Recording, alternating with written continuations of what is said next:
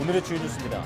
경기도 연천과 가평, 강원도 홍천과 춘천 지역에 오늘 낮부터 또 폭염주의보가 내려졌습니다. 기상청은 주말과 휴일 이들 지역의 체감 온도가 33도 이상 치솟을 것이라며 온열 질환에 주의를 당부했습니다. 오는 일요일부터 전국이 거의 동시에 장마권에 들 것으로 보입니다. 제주도와 남부를 시작으로 중부지방에도 장맛비가 내리는데 시작부터 강한 비가 올 것으로 예보되고 있습니다. 사람을 공격하는 난폭한 성질의 백상아리 등 상어 2마리가 강원도 속초 앞바다에서 잇따라 발견됐습니다. 상어들은 죽은 채 발견돼 인명피해는 없었지만 해양경찰은 해양 레저 사업자에게 이 같은 사실을 알리고 주의를 당부했습니다. 술을 마시고 전동 킥보드를 타다 적발된 운전자의 운전면허 취소를 놓고 법원 판결이 엇갈리고 있습니다. 면허증이 있어야 전동 킥보드를 탈 수 있도록 법이 개정됐지만 음주운전의 경우 명확한 규정이 없는 상태여서 법정비가 필요해 보입니다. 타이타닉호를 보러 심해에 내려갔다 실종된 관광 잠수정의 탑승객 5명 전원이 사망한 것으로 전해졌습니다. 침몰 지점 인근에서 해당 잠수정의 잔해가 발견된 건데 미 해안경비대는 심각한 수압 문제가 발생해 잠수정이 부서진 것으로 보고 있습니다.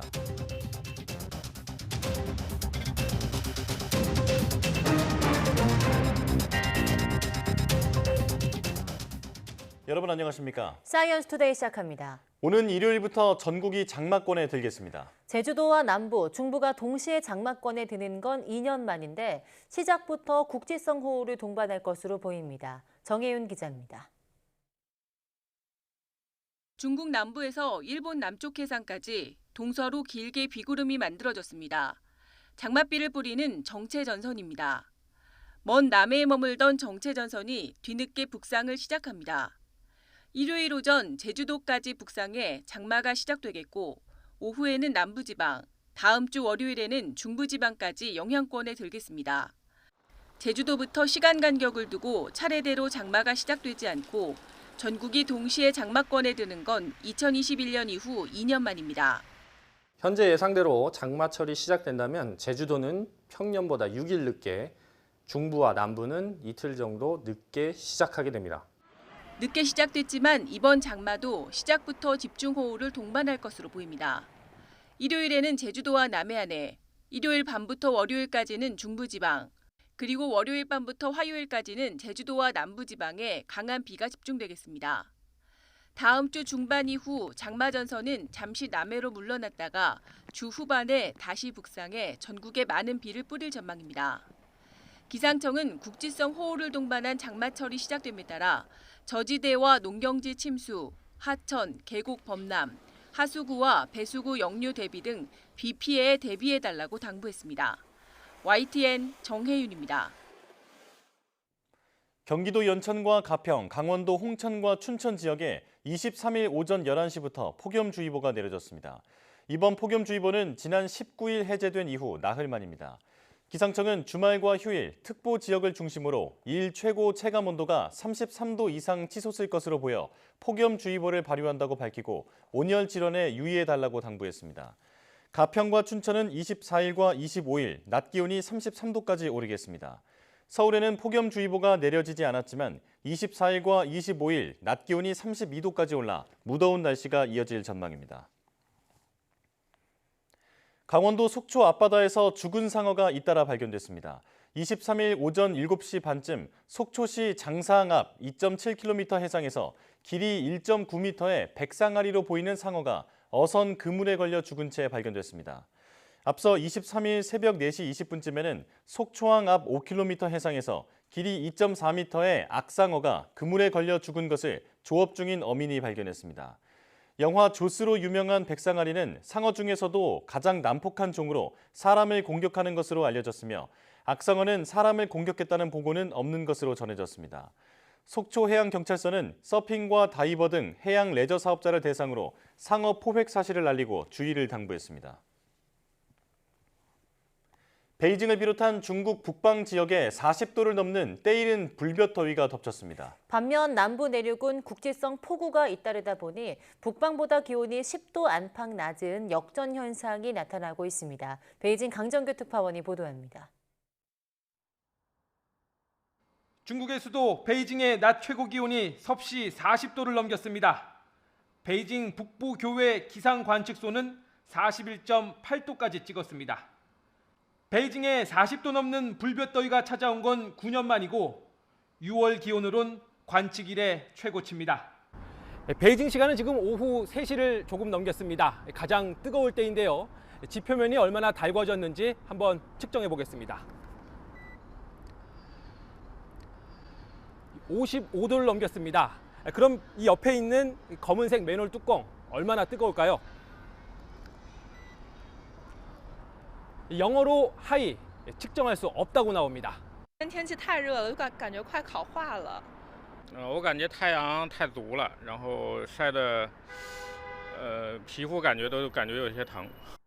북서부 사막에 뜨겁고 마른 공기가 불어닥친 탓입니다. 햇볕에 달궈진 냄비에 달걀을 깨트려 보니 10분 만에 하얗게 굳어서 바람에 날립니다. 바다를 접한 텐진에도 폭염 적색경보가 내려졌습니다. 이렇게 북방 지역은 폭염인데 남부 내륙은 국직성 폭우로 물난리를 겪고 있습니다. 기온은 오히려 10도 안팎 낮아 남북 역전 현상이 두드러집니다. 얼마 전 산시성과 헤이룽장성에선 우박이 쏟아져 발목까지 쌓였고 후베이 등지에선 사람이 날아갈 정도의 강풍이 몰아치는 등 기상이변도 잦아지고 있습니다. 베이징에서 YTN 강정규입니다. 미국 중서부 지역에 하루 동안 11개 토네이도가 발생해 4명이 목숨을 잃고 수십 명이 다쳤습니다. 야구공보다 훨씬 큰 우박이 덮쳐 마을이 쑥대밭으로 변했고 공연이 취소되기도 했습니다. 류재복 기자입니다. 토네이도가 지나간 뒤 모습입니다. 나무가 뿌리째 뽑힌 채 넘어지면서 자동차를 덮쳤습니다. 뒤집힌 채 날아간 경비행기와 망가진 활주로가 엄청난 바람의 세기를 짐작하게 합니다. 인구 570명의 작은 마을이 쑥대밭으로 변했습니다. 시속 175km의 폭풍과 야구공보다 더 큰 우박이 떨어지면서 4명이 목숨을 잃었고 10명이 다쳤습니다. 주택과 기반시설이 모두 파괴됐고 기르던 가축도 폐사했습니다.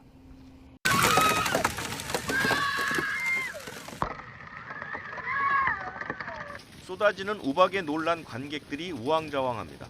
간신히 피해 들어간 천막 사이로 얼음덩어리가 무자비하게 들이닥칩니다.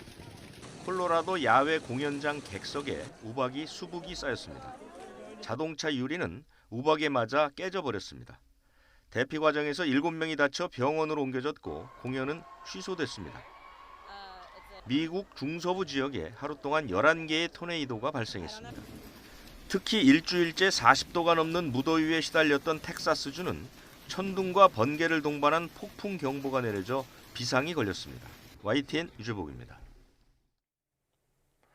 침몰한 타이타닉호 관광에 나섰다가 실종된 잠수정의 탑승객 5명 전원이 결국 사망한 것으로 전해졌습니다. 미국 해안경비대가 타이타닉호 인근에서 부서진 잠수정의 잔해를 발견했습니다. 이상순 기자입니다. 기적은 일어나지 않았습니다. 침몰한 타이타닉호 인근에서 발견된 잔해 더미는 관광 잠수정 타이탄이었습니다. Remote operated vehicle from the vessel Horizon Arctic discovered the tail cone of the Titan submersible approximately 1,600 feet from the bow of the Titanic on the seafloor. 잠수정이 찌그러져 부서진 채로 발견된 만큼 탑승객 전원이 사망했을 것으로 보입니다. 잠수정에는 오션게이트 익스페디션 최고 경영자 스톡턴 러시와 영국의 억만장자 해미시 하딩 등 5명이 탑승했습니다. 잠수정은 시점은 불명확하지만 심각한 수압 문제가 발생했던 것으로 추정됩니다. In consultation with experts from within the Unified Command, the debris is consistent with the catastrophic loss of the pressure chamber. 잠수정은 지난 일요일 심해로 내려간 지 얼마 안 돼 모선과 교신이 끊기자 수색 작업이 시작됐습니다. 지난 21일 이후 한때 해저에서 쾅쾅 치는 소리가 감지돼 생존 가능성이 기대되기도 했지만 결국 기대는 물거품이 됐습니다. 이번 사고에 앞서 잠수정에 탑승한 사람들은 몇만 원짜리 게임용 무선 리모컨으로 조종했던 잠수정의 위험천만한 경험담을 공유했습니다. Everybody was nervous. Could we reach the bottom or have we returned? Because some dives before they got problems with the battery systems by 1,600 meters. 탐사에 나섰다 사망한 잠수정 업체 대표의 부인 웬디 러시는 111년 전 타이타닉호 침몰 사망자 스트라우스 부부의 고손녀인 것으로 알려졌습니다. 당시 승객 중 최고 부유층이었던 스트라우스 부부는 다른 이들에게 구명보트를 양보하고 함께 숨진 감동적인 사연으로 유명합니다. YTN 이상수입니다.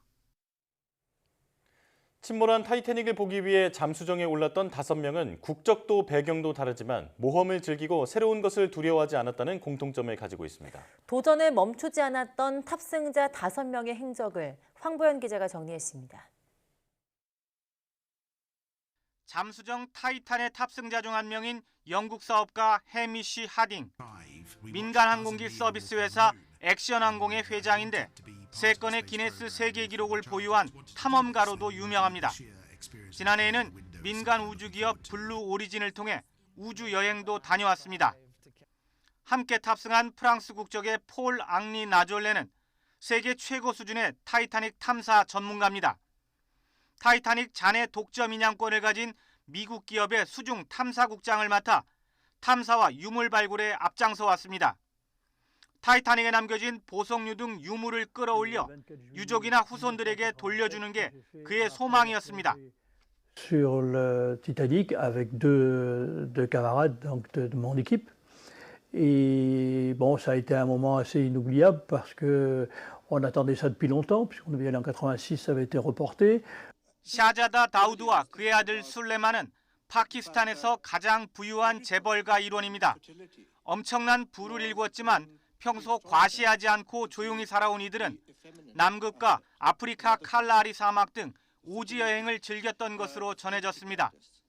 잠수정을 직접 운항했던 스톡턴 러시는 잠수정 투어를 운영한 오션게이트의 공동 창업자입니다. 어려서부터 모험을 즐겼고 대학에서 항공우주공학을 전공한 뒤 2009년 심해 탐사회사 오션게이트를 창업했습니다. 타이타닉 탐사를 위한 잠수정 개발 과정에선 여러 차례 안전 문제가 제기됐지만 규제가 혁신을 늦춘다며 이런 목소리에 귀를 기울이진 않은 것으로 알려졌습니다. On behalf of the United States Coast Guard and the entire Unified Command, I offer my deepest condolences to the families. 미국 언론들은 이번 사고가 초기에 일어났을 가능성에 무게를 두고 있습니다. CNN은 잠수정이 출항 직후 외부 압력을 이기지 못해 산산조각 난 것으로 추정된다고 보도했고 월스트리트 저널은 출항한 지 몇 시간 만에 미 해군이 폭발음을 감지했다고 전했습니다. YTN 황보연입니다. 대서양에서 실종된 관광용 잠수정 타이탄의 잔해가 해저에서 발견됨에 따라 이제 사안의 초점은 구조에서 사고 원인 규명으로 이동하게 됐습니다. 영국 BBC 방송은 현지 시간 23일 이제 구조당국의 잠수정의 사고 원인을 파악하기 위해서 최대한 많은 잔해를 모아야 할 것이라고 보도했습니다. 라이언 램지 전 영국 해군 잠수함 함장은 사고 잠수정에 블랙박스가 없기에 잠수정 자체 마지막 움직임을 추적할 순 없지만 조사 절차는 항공기 추락 사고 때와 다르지 않을 것이라고 설명했습니다. 영화 타이타닉의 제임스 캐머런 감독은 심해 가라앉은 타이타닉호를 보러 갔던 잠수정 사고에 안타까움을 나타냈습니다. 캐머런 감독은 미국 ABC 방송과 인터뷰에서 타이탄 잠수정의 비극은 111년 전 타이타닉호 참사와 기이한 유사성의 충격을 받았다고 밝혔습니다. 캐머런 감독은 타이타닉호 선장은 배 앞에 얼음에 대한 수차례 경고를 무시하고 달빛도 없는 밤에 전속력을 내다 많은 사람이 죽었는데 이번 잠수정도 사전에 많은 우려가 제기됐었고 또 같은 곳에서 사고가 났다고 강조했습니다. 그는 또 잠수정 탑승자인 프랑스 국적의 폴 앙리 라졸레를 25년간 개인적으로 알고 지냈는데 비극을 맞이했다며 슬퍼했습니다.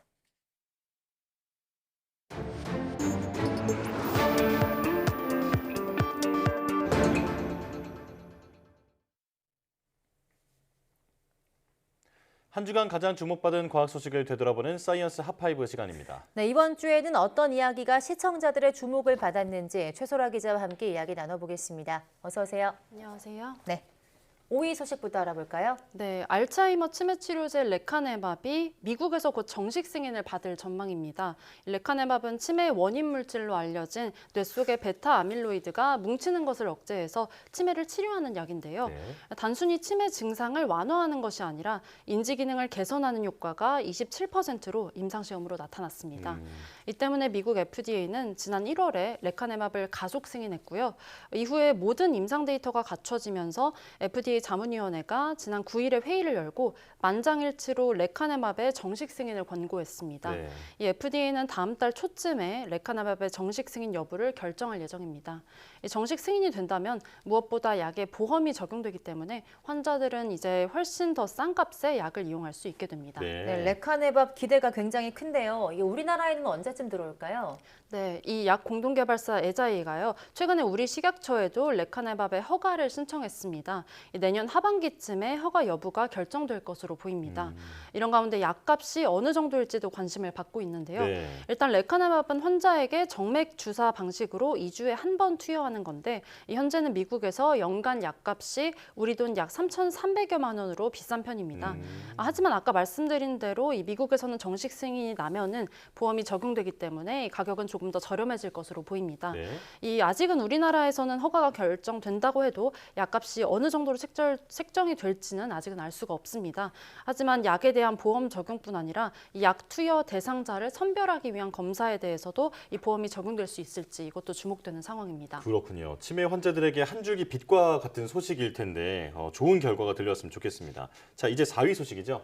네, 환자 10명 중 7명꼴로 사망한다고 알려진 담도암이 이름은 다소 생소하긴 하지만 이 국내 발병 암종 가운데 10위권 안에 드는 암이거든요. 그런데 이 담도암의 증상과 예방법을 다룬 내몸 보고서 코너가 4위를 차지했습니다. 이 먼저 담도는 지방을 소화하는 기능을 하는 담즙을 간에서 십이지장으로 보내는 통로입니다. 이 담도암이 생기게 되면은 담도가 막히면서 담즙이 원활하게 배출되지 않고 고여 있게 되는데요. 이로 인해 나타나는 대표적인 증상이 황달입니다.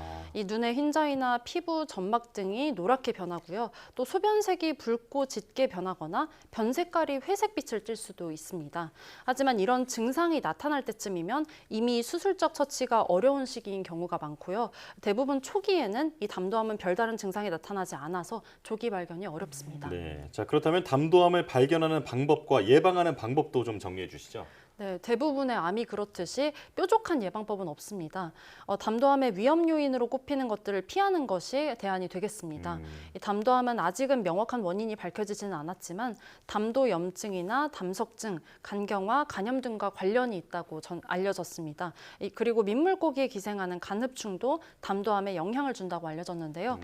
때문에 B형이나 C형 간염 보균자가 국가 검진 등을 통해서 정기적으로 복부 초음파를 검사를 하는 게 그 좋은 방법이 되겠고요. 또 건강한 식이 습관을 유지하는 것도 도움되겠습니다. 네, 생존율이 좀 낮은 위험한 암인 만큼 정기 검진을 통해서 조기 발견 가능성을 높이는 게 중요하겠습니다. 3위 소식도 알아볼까요? 네, 펜타닐 중독 문제가 미국과 유럽뿐 아니라 우리나라에서 심각한 사회 문제로 떠오르고 있는데요. 이 펜타닐은 말기 암 환자 등에게 쓰이는 마약성 진통제인데 이 중독성과 환각 증세가 모르핀이나 헤로인의 거의 100배에 가깝다고 알려졌습니다. 그런데 펜타닐 복용자들이 거리를 좀비처럼 걸어다니는 모습이 이제 인터넷으로 퍼지면서 일명 좀비 마약으로도 불리고 있습니다. 최근 국내 청소년 10명 중 1명꼴로 펜타닐 패치를 사용한 경험이 있다고 응답했다는 다소 충격적인 결과가 나왔습니다. 전국의 초등학교 고학년부터 고등학생 17,000여 명을 대상으로 한 조사 결과인데요. 청소년들이 펜타닐 패치를 구매한 경로를 질문을 했더니 병원에서 처방받아서라는 응답이 95% 정도로 가장 높았습니다. 펜타닐은 기본적으로 만 18살 미만의 이 비암성 통증에 처방하지 않아야 되고요. 또 마약성 진통제 투여 경험이 없는 환자에게는 최초로 사용해서는 안 되는데요. 일부 병원에서 이 펜타닐 패치를 쉽게 처방을 해주고 또 약국에서 어렵지 않게 구할 수 있게 되다 보니 이 오남용에 따른 부작용에 우려가 커지고 있는 겁니다. 네. 정부는 이 같은 마약성 진통제 처방이 적절히 이루어지고 있는지 관계부처와 협의를 해서 조사하겠다고 밝혔고요. 이 조사 결과를 바탕으로 정책을 강화하겠다고 밝혔습니다. 네, 병원에서 쉽게 처방을 해주고 약국에서 어렵지 않게 구할 수 있는 것이 지금 근본적인 문제처럼 보입니다. 자, 그렇다면 2위 소식은 뭔가요? 네, 오는 일요일부터 남부와 제주도를 중심으로 이 올해 장마가 시작될 예정입니다. 네. 이 월요일부터는 중부지방에도 올해 첫 장맛비가 예보돼 있는데요. 이 전국이 거의 동시에 장마권에 드는 흔하지 않은 현상입니다. 이번 장마는 시작부터 국지성 호우가 쏟아질 가능성이 있는 만큼 대비를 철저히 해야 한다고 전문가들이 조언하고 있습니다. 네, 비 피해가 없어야 할 텐데 대표적으로 어떤 것들을 점검해야 할까요? 네, 전문가들은 무엇보다도 차량 점검을 당부했는데요. 비가 오면 도로가 미끄러워지기 때문에 평소보다 제동거리가 더 길어질 수 있습니다. 때문에 타이어가 마모돼 있다면 교체하는 것이 좋겠고요. 공기압을 5%에서 10% 정도 더 넣는 요령도 필요합니다. 네. 특히 전기차는 이런 내연 기관차보다 약 20% 넘게 더 무겁기 때문에 더욱더 각별한 주의가 필요하다고 전문가들은 당부합니다. 또 비가 오면은 아무래도 어둡기 때문에 전조등이나 브레이크 등이 제대로 작동하는지 항상 출발 전에 룸미러 등으로 확인하는 습관도 필요하겠습니다. 그리고 여름철에는 에어컨을 자주 가동하기 때문에 배터리의 상태도 미리 확인해야 하고요.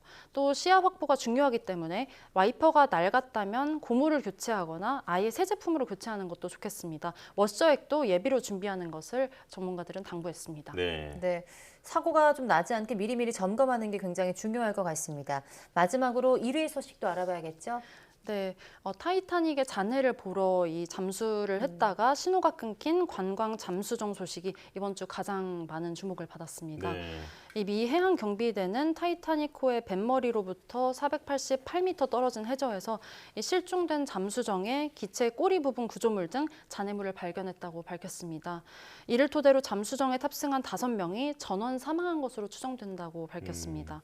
이 관광 잠수정에는 승무원 1명과 또 영국의 억만장자 등 모두 5명이 타고 있었는데요. 지난 18일 오전 잠수정이 바닷속으로 들어간 지 1시간 45분 후에 연락이 두절됐고 이 나흘 만에 이런 비극적인 소식이 전해진 겁니다. 네, 이번 사고의 원인이 좀 밝혀졌을까요? 해양 경비대는 잠수정에 심각한 수압 문제가 발생한 것으로 추정한다고 밝혔습니다. 다만 잠수정이 실종 당일에 바로 파괴된 건지 아니면 그 이후에 파괴됐는지 구체적인 시점은 알기 어렵다고 발표했는데요. 미 해군이 해당 잠수정이 잠수한 지 몇 시간 만에 탐지 시스템의 폭발음을 감지했다는 이 외신 보도가 나오기도 했습니다. 월스트리트 저널에 따르면 미 해군 고위 관리는 폭발음을 감지한 즉시 음향 데이터를 분석했더니 이 잠수정 통신 두절 시점에 잠수정 운행 부근에서 이 내폭 또는 폭발로 보이는 비정상적 현상을 감지했다고 전했습니다. 실종된 잠수정은 6.7m 길이로 탄소 섬유와 티타늄 재질로 만들어졌는데요. 이 잠수정이 내려가고자 한 이 타이타닉호가 있는 곳이 해저 4,000m였거든요. 이 우리가 항상 느끼고 있는 대기압에 400배 넘는 매우 높은 무거운 기압이 가해지는 곳입니다. 네. 이 외부 압력이 가해지면서 잠수정이 파손됐을 가능성이 가장 높게 추정되고 있습니다. 네, 그 타이타닉 침몰을 다룬 영화자 타이타닉 감독 제임스 캐머런 감독이 이번 사고에 대해서 또 한마디 했다고요? 네, 그렇습니다. 캐머런 감독은 미국 ABC 방송과의 인터뷰에서 안타까움을 나타냈는데요. 타이탄 잠수정의 비극이 마치 111년 전 타이타닉호 참사와 기이한 유사성에 충격을 받았다고 밝혔습니다.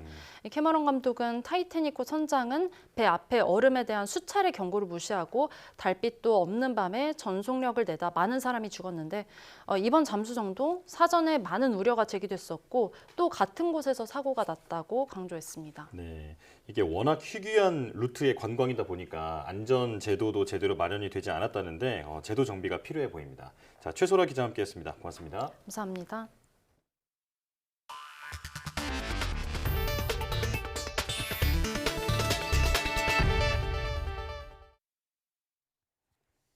올여름 후쿠시마 제1원전의 오염수 해양 방류를 앞두고 일본과 일본의 오염수 방류에 반대하는 국가들과의 여론전이 가열되고 있습니다. 요미우리 신문은 중국의 여러 원자력 발전소가 배출하는 방사성 물질인 삼중수소량이 도쿄전력이 방류할 오염수에 담긴 삼중수소보다 훨씬 양이 많다고 전했습니다. 이런 가운데 일본 외무성은 일본 정부가 오염수를 검증하는 IAEA에 100만 유로, 우리 돈 14억 원의 정치 자금을 건네고 일본 측에 유리한 결론을 내도록 유도했다는 한국 인터넷 매체 보도는 사실이 아니라고 주장했습니다. 후쿠시마 원전 오염수 방류를 직접 마주하는 일본 어민들은 불안감으로 인한 소비자들의 수산물 외면을 가장 두려워하고 있습니다. 일본 전국어민조업연합이 해양 방류는 세계적으로 전례가 없다며 재고를 촉구하고 나섰습니다. 도쿄에서 김세호 특파원이 보도합니다. 올해 71살인 오노하루 씨는 15살 때부터 후쿠시마에서 어업으로 생계를 이어오고 있습니다. 후쿠시마 원전 사고 직후 소비자들이 자신이 잡은 생선을 외면하던 기억이 생생합니다. 오노 씨는 원전 오염수 해양 방류가 결정되면 같은 경험을 10년, 20년을 더 겪을 수 있다고 주장합니다. 流せば売れないです。こういう経験がしてるんですよ。12年前に。政治家も悪い。海のこと分かんない政治家は。本当に。 이 같은 우려는 이미 후쿠시마만의 문제가 아닙니다. 일본 전국어업협동조합연합회는 오염수 해양 반대를 반대하는 결의를 채택했습니다. 오염수 해양 방류는 세계적으로 유례가 없는 일로 어민들의 미래 불안을 떨칠 수 없다는 겁니다. 연합회 측은 니시무라 경제산업상을 만나 이 같은 입장을 전했습니다. 我々にとりましてこのアルプス処理水を流されるということというのは、やはりその死活問題である放流は私どもとしては認められない、それには賛成できないと。 IAEA가 조만간 후쿠시마 원전 오염수 방류와 관련한 최종 보고서를 발표할 예정으로 일본 정부는 특별한 문제가 없다면 올여름 방류를 강행하겠다는 방침을 거듭 밝혔습니다.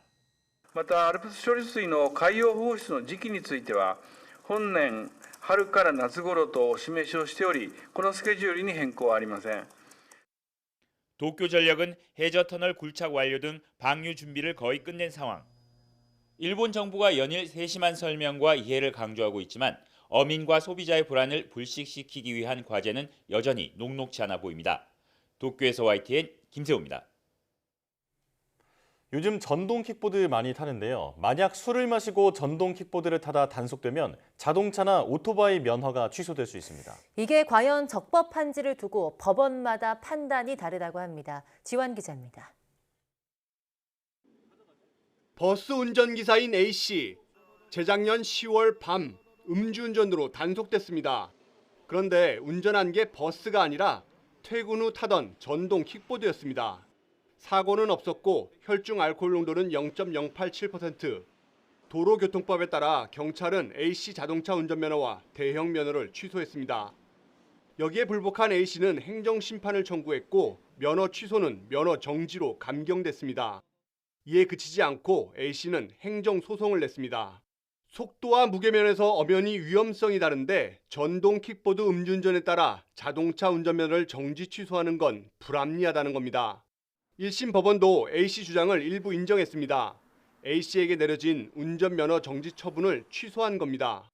재판부는 개인형 이동장치를 음주운전하는 행위를 자동차와 오토바이 등과 아무런 차등을 두지 않고 일률적으로 면허 취소 또는 정지하는 건 과도한 행정제재라고 판시했습니다. 반면 정반대 판단도 있습니다. 지난 4월 청주지법은 음주 상태에서 전동 킥보드를 운전한 B씨의 운전면허 취소는 적법하다고 판단했습니다.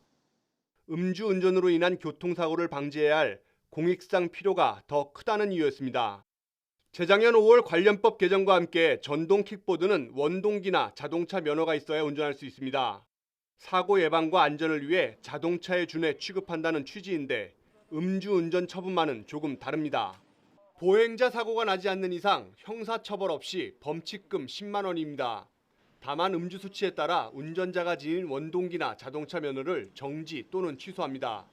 예를 들어 만약 무면허 음주 상태에서 전동 킥보드를 몰면 범칙금 대상이지만 면허 있는 사람이 음주운전하면 범칙금은 물론 면허 취소 또는 정지 처분을 함께 받는 겁니다. 전동 킥보드의 위험성을 고려해서 자동차와 같이 취급하려고 도로교통법 규정을 일부 개정을 했지만 음주운전의 경우에는 명확한 규정이 마련되지 않아서 법원마다 혼란이 있는 상황입니다.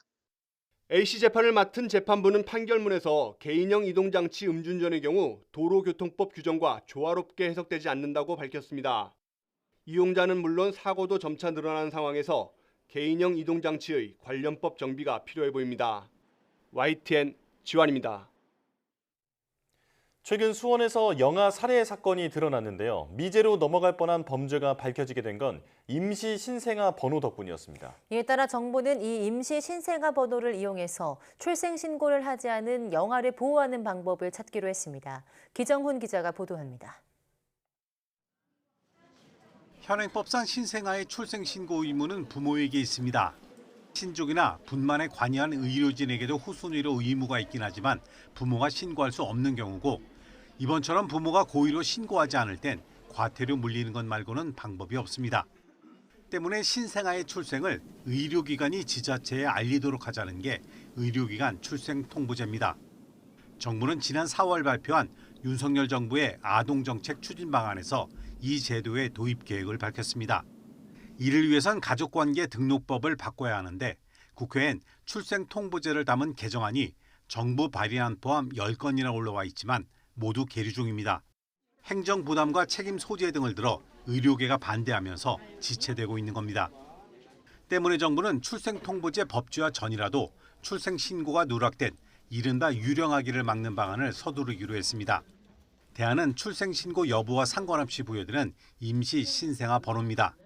출생 후 바로 맞는 국가 필수 예방접종과 비용 정산 등을 위해 신생아에게 자동 부여되는 번호로 이번 사건도 백신은 맞았는데 출생 신고가 안 된 사례를 추적하다 드러났습니다.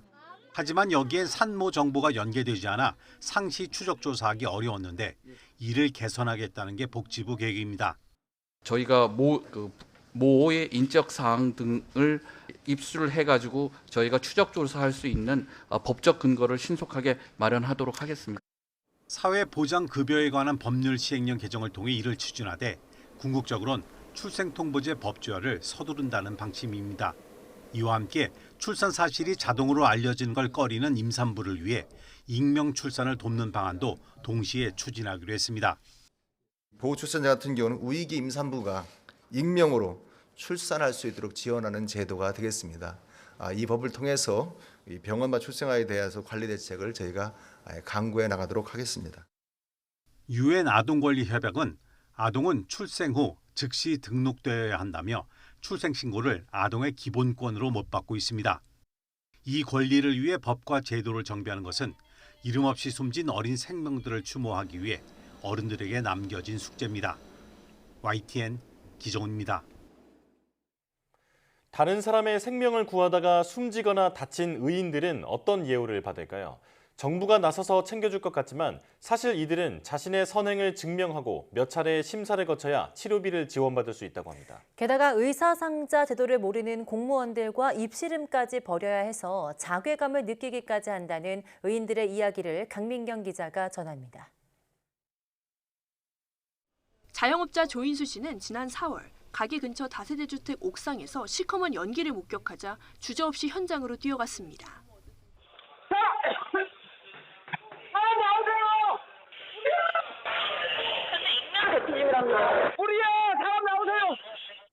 현관문을 두드리며 화재를 알리다가 연기를 들이마셔 병원으로 옮겨졌는데 치료비는 사비로 부담해야 했습니다. 소방기본법은 화재 현장에서 일반인이 소방대원 명령에 따라 사람을 구출하거나 불을 끄면 활동 비용을 지급받도록 하지만 조 씨처럼 자발적으로 구급 활동을 펼친 경우에는 보상 규정이 따로 없는 탓입니다. 조 씨는 속상한 마음에 의사상자 제도도 알아봤지만 다시 한번 씁쓸해졌습니다. 본인이 직접 이제는 증빙 자료를 가지고 와야 된다 하더라고요. 뭐 경찰서, 그 다음에 소방서, 그 다음에 응급 구조 활동을 어떻게 했는지 수많은 자료를 요청을 하는데 다른 시민의 생명을 구하다가 다친 의사상자로 예우받으려면 의인이 직접 증거 자료를 모아 신청해야 하고 지자체부터 보건복지부까지 인정받기 위해 거쳐야 하는 관문도 3단계나 됩니다. 게다가 우여곡절 끝에 의상자로 인정받더라도 의료급여와 취업보호 등의 혜택은 저절로 주어지는 게 아닙니다. 다시 발품을 팔아 지자체에 일일이 신청해야 하는데 정작 공무원들은 이런 제도가 있다는 것 자체를 모르는 경우가 허다합니다. 당신네들이 뭔데 취업 신청을 해? 당신들이 그러면 그런 부분에 대해서 설명해 주는데 1시간이 넘게 걸려요. 이러다 보니 실제 예우를 받는 의인은 많지 않습니다. 지난 5년 동안 45명이 의상자로 인정된 가운데 의료급여와 취업보호까지 받은 경우는 10명에 그칩니다. 증을 가지고 다니지도 않고 창피하다고 느끼는 분들이 더 많아요. 그리고 이분들이 지금은 그런 말을 많이 해요. 내가 다시 그런 상황이 발생된다면 어느 누구도 내가 하지 말아 하겠다. 우리 사회에서 찾아보기 힘들어진 이타심을 발휘하고서 오히려 상처받는 의인들. 이들이 바라는 건 돈이나 명예가 아닙니다. 좋은 일을 하셨다가 이렇게 병원 치료를 받은 부분에 대해서는 나라에서 이렇게 치료를 해주는 그 제도가 있습니다. 라고 안내를 받고 제가 그 병원을 그냥 나갔더라면은 저는 정말 기뻤을 거예요. YTN 강민경입니다. 중국에서 간첩행위의 적용 범위를 대폭 강화한 개정 반간첩법이 다음 달부터 시행됨에 따라 주의가 필요하다고 외교부가 밝혔습니다. 외교부 당국자는 다음 달 1일 중국의 반간첩법이 개정돼 국가기밀정보의 절취나 정탐뿐 아니라 국가 안전 이익에 관한 문건도 대상에 포함된다고 설명했습니다. 또 국가 안전 이익에 관한 문건에 대한 구체적인 정의가 없어 기밀 자료가 아닌 중국의 비판적인 기사를 검색하거나 저장 가공하는 경우도 간첩 행위로 오해받을 가능성이 있다고 지적했습니다. 또 중국에서 군사나 방산시설, 시위 현장을 함부로 방문하거나 촬영하지 않도록 주의할 필요가 있다고 말했습니다. 중국 지린성 옌벤에서 야생 백두산 호랑이 4마리가 떼지어 출몰했습니다. 중국 관영 CCTV 보도에 따르면 지난 19일 정오쯤 옌벤 추나진의 한 산길에서 호랑이 4마리가 길을 막고 있는 장면을 훈춘 시민 멍모 씨가 촬영했습니다.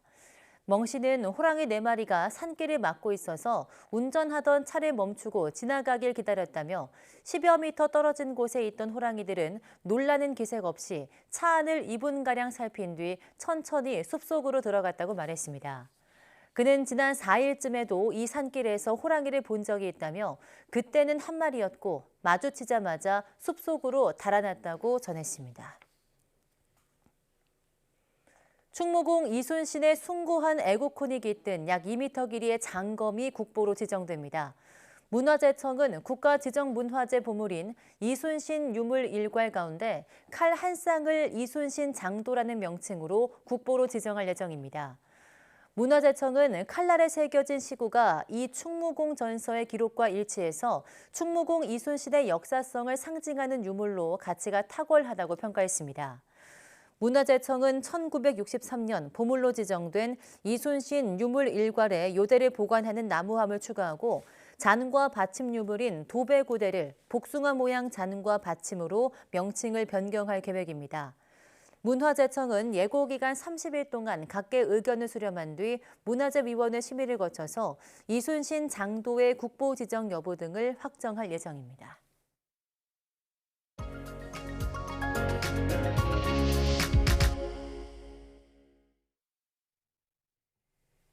마치 미술 전시회에 온 것처럼 제품도 보며 작품까지 감상할 수 있는 공간인 팝업 스토어, 지나가다 한 번쯤은 보셨을 텐데요.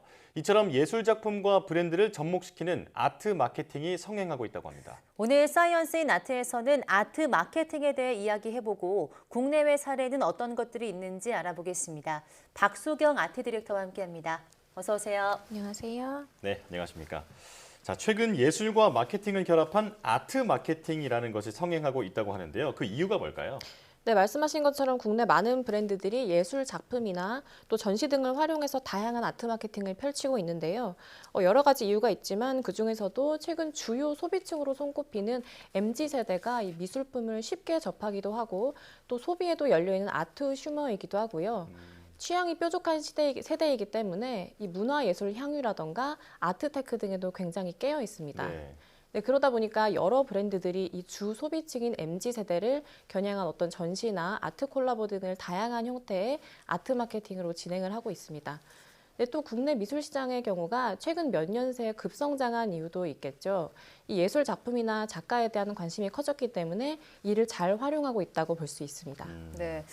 네, 브랜드들이 아트 마케팅을 진행할 경우 어떤 효과를 볼 수 있을까요? 네, 아트 마케팅의 장점이라고도 볼 수 있는데요. 이 예술품이 지니고 있는 희소 가치나 개성, 또 어떤 고급스러운 이미지 등이 기존의 브랜드 또는 제품과 더해지면서 이 소비자에게 이전과는 다른 이미지를 주기도 합니다. 네, 때문에 아트 마케팅을 통해서 브랜드의 대외적인 이미지를 재정립하는 리브랜딩을 진행하는 경우도 많습니다. 네. 자, 그렇다면 실제 사례가 궁금해지는데 먼저 해외 사례부터 알려주실까요? 네, 최근 이 명품 브랜드의 마케팅이 스케일적인 면이나 또 비주얼로도 굉장히 세계적으로 화제가 됐었는데요. 바로 루이비통과 쿠사마 야요이의 콜라보입니다. 이 프랑스 파리의 샹젤리제 거리에 있는 루이비통 건물에 일본 현대미술의 대표적인 작가죠. 이 쿠사마 야요이의 형상을 대형 풍선으로 만들어서 설치해 두기도 했는데요. 뿐만 아니라 건물의 외벽을 보시면 쿠사마 야요이의 시그니처 패턴인 알록달록한 도트 패턴이 장식되어 있습니다. 네, 이 정도의 스케일이라면 정말 파리에 방문하는 수많은 관광객들이 이 샹젤리제 거리를 오가면서 한눈에 볼 수 있겠죠. 네, 또 이번에 진행된 이 루이비통과 쿠사마 야요이의 협업은 2012년 첫 콜라보에 이어서 두 번째라고 하는데요. 이 루이비통의 핸드백이나 구두, 또 스카프, 의류 등 다양한 콜라보 제품을 발매했습니다. 또 한때 뉴욕의 휘트니 뮤지엄에서 진행됐었던 쿠사마 야요이의 그 회고전을 이 루이비통이 후원하기도 했는데요. 네, 그러면서 동시에 쿠사마 야요이와의 이 콜라보 제품들을 뉴욕뿐만 아니라 파리나 런던, 또 도쿄 등 전 세계 루이비통 팝업 스토어에서 출시를 하고 판매를 했었습니다. 네, 굉장히 영리한 전략인데요. 이 루이비통은 쿠사마 야요이 외에도 무라카미 다카시나 우리나라의 박서보 화백 등 다양한 작가들과도 콜라보를 통해서 꾸준히 아트 마케팅을 진행하고 있고요. 이 모든 프로젝트들이 세계적으로 많은 사랑을 받고 있습니다. 네, 정말 한 건물이 예술 작품인 것처럼 엄청난 스케일의 아트 마케팅인 것 같은데요. 그 국외 말고 또 이제 국내 아트 마케팅 사례도 소개해 주시죠. 네, 국내 아트 마케팅 사례로는 코스메틱 브랜드인 설화수의 아트 콜라보를 소개하고 싶은데요. 이 설화수는 2014년부터 한국적 아름다움의 현대적 재해석을 테마로 코리안 아트 콜라보레이션을 진행했습니다. 특히 미디어 아티스트인 이희남 작가와의 콜라보레이션이 화제가 됐었는데요. 이 작가의 미디어 아트 작업을 통해서 제품의 효능에 대해서 스토리텔링을 하고 또 예술적인 해석도 더한 겁니다. 이 설화수가 한방 코스메틱 브랜드인데 영상을 통해서 우리 선조들의 지혜가 담긴 미용법 등을 표현하면서 이 제품으로까지 연결시킨 겁니다. 단순하게 브랜드나 제품에 대해서 설명하는 것보다 이 작가의 작품을 통해서 이야기하고자 하는 바를 시각적으로 풀어주니까 가치가 더해지는 것 같습니다. 네, 더 신비로운 느낌이 들기도 하고 좀 친숙한 느낌이 들기도 하는데, 자, 그 설화수 브랜드가 속해 있는 아모레퍼시픽 그룹이 아트 마케팅에 박차를 가고 있다면서요? 네, 맞습니다. 올 3월에 아모레퍼시픽 그룹의 설화수와 또 미국 뉴욕의 메트로폴리탄 미술관이 이 파트너십을 맺었다는 소식이 전해졌는데요. 네, 앞서 2014년부터 꾸준히 국내에서 아트 콜라보를 진행해왔던 설화수는 이 미술에 관심이 많은 여성으로 꾸려진 우먼 앤 크리티컬 아이와 또 아폴로 서클이라는 젊은 서포터의 모임과 함께 이번 파트너십까지 다양한 아트 마케팅을 펼칠 예정입니다. 이 메트로폴리탄 프랑스 디렉터인 마리나 켈레는 설화수의 메트로폴리탄 미술관 지원을 통해서 다채로운 문화예술 행사가 진행될 것이고 또 협력에 감사를 전한다고 이야기하기도 했습니다. 네, 또 아모레퍼시픽 그룹은 이번 파트너십이 설화수라는 브랜드에 있어서 굉장히 유의미하고 또 그동안 브랜드가 중시했던 예술에 대한 철학을 선보이기에 최적이라는 평가를 하기도 했습니다. 네, 그 아모레퍼시픽 그룹 그러니까 설화수가 이런 아트 마케팅을 하면서 브랜드 이미지도 좀 상승된 것 같은데요. 설화수와 메트로폴리탄 미술관 협업과 좀 비슷하게 브랜드가 전시를 여는 그런 경우도 있다고요? 네, 맞습니다. 국내 유수의 브랜드가 자신들의 헤리티지를 알리기 위해서 전시를 개최하기도 합니다. 네, 최근 국내에서 진행된 명품 브랜드들의 그 전시를 보면요. 우선 성수동에서 진행됐던 까르띠에 타임 언리미티드 전시가 있습니다. 네, 6월 18일까지 진행됐었는데요. 특히 브랜드 전시에 있어서 이 성수동이라는 지역은 굉장히 중요한 곳이죠. 웬만한 브랜드의 팝업 스토어 전시는 거의 성수동을 거쳐간다고 보면 될 정도로 요즘 굉장한 핫스팟입니다. 네, 성수동의 팝업 스토어 전시가 성행하기 시작한 초창기에 이 디올이나 구찌 같은 명품 브랜드의 팝업들도 한몫을 하기도 했었죠. 최근에는 명품 시계 또 주얼리 브랜드인 까르띠에가 타임 언리미티드 전시를 진행했는데요. 국내 첫 대규모 전시라서 화제였다고 합니다. 이 까르띠에 시계 제품군만을 다뤘기 때문에 브랜드의 역사부터 시계와 관련된 다양한 시각 자료들도 볼 수 있었는데요. 특히 각 모델이 탄생된 스토리를 이 오디오 도슨트로도 들을 수 있었기 때문에 까르띠에의 철학이나 브랜드에 대해 제대로 알 수 있는 전시였겠죠.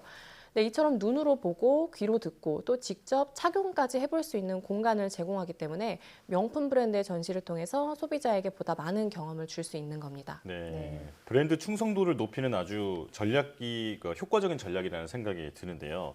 자, 그렇다면 현재 국내에서 진행 중인 전시도 있나요? 네, 이번에는 조금 다른 성격의 명품 브랜드 전시를 소개하려고 하는데요. 제가 최근에 다녀온 전시이기도 합니다. 이 루이비통에서 개최한 루이비통 패션 아이 서울편 전시인데요.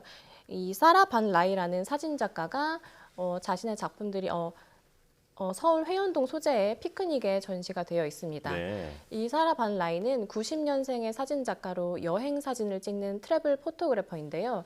일상 속의 평범한 소재를 좀 다른 시선으로 포착하면서 익숙함 속에 새로움을 보여주는 작가로 루이비통뿐만 아니라 에르메스와 샤넬 등에서도 러브콜을 받은 작가이기도 합니다. 네, 이번 전시에서는 사라 반 라이가 포착한 서울의 모습을 보여주는데요. 우리가 아는 명품 브랜드의 전시와는 달리 이 제품이 진열되어 있지도 않고 또 로고나 제품을 착용한 모델의 사진이 걸려 있는 것도 아닙니다. 네, 정말 서울 곳곳의 풍경만이 벽에 걸려 있는데요. 루이비통은 1845년 창립 이후에 여행의 예술을 이 브랜드의 철학으로 알려왔다고 합니다. 네, 때문에 올해로 8년째 이 패션 아이라는 여행 사진집을 선보이고 있는데요. 루이비통에서 작년에 사라 반 라이에게 패션 아이 컬렉션을 제안했다고 합니다. 이 사라 반 라이는 작년 여름 약 2주간 서울에 머물면서 사진을 남겼다고 하고요. 이 사진을 한 번도 배운 적 없는 작가이기 때문에 우리가 아는 서울의 모습과는 또 다른 색다른 시선을 볼 수 있는 전시입니다. 네, 이처럼 명품 브랜드들이 자신의 철학을 효과적으로 알리기 위해서 예술과 협업하고 또 다양한 방식으로 아트 마케팅을 진행하고 있습니다. 네, 정말 많은 브랜드들이 아트 마케팅의 덕을 톡톡히 보고 있지 않을까 싶은데요. 지금 진행되고 있는 아트 마케팅 전시 꼭 한번 가보길 바라겠습니다. 박소경 아트 디렉터와 함께했습니다. 고맙습니다. 고맙습니다.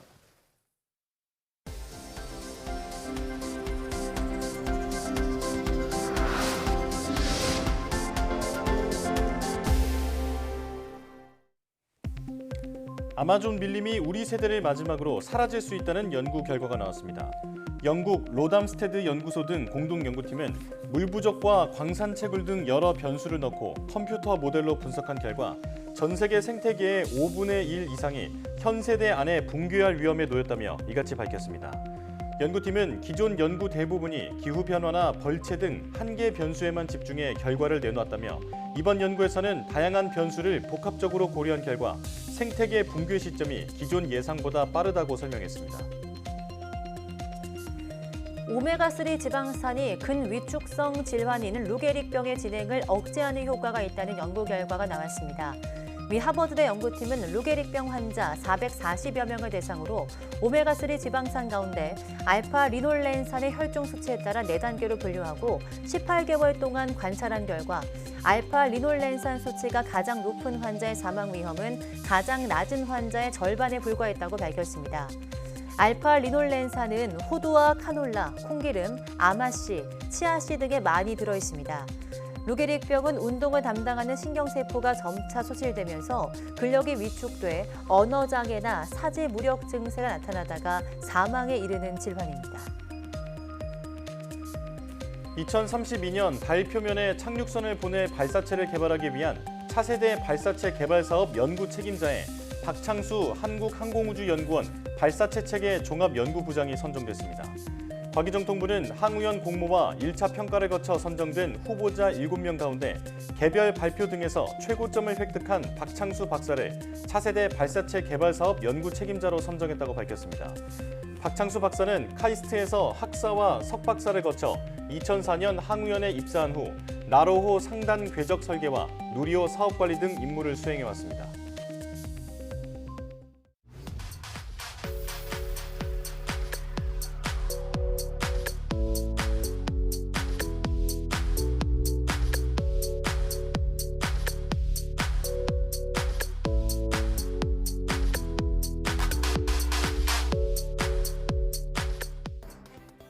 앞서 일요일부터 전국에서 장마가 시작된다고 전해드렸는데요. 평년보다 조금 늦지만 시작부터 집중호우가 예상된다고 합니다. 비 피해 없도록 축대와 담장, 전기, 가스 등 시설을 미리 점검하시고 저지대, 산지, 하천 등지에 계신 분들은 비상 연락망과 대피 장소도 꼭 숙지해 두시기 바랍니다. 네, 뉴스 마칩니다. 시청해 주신 여러분 고맙습니다.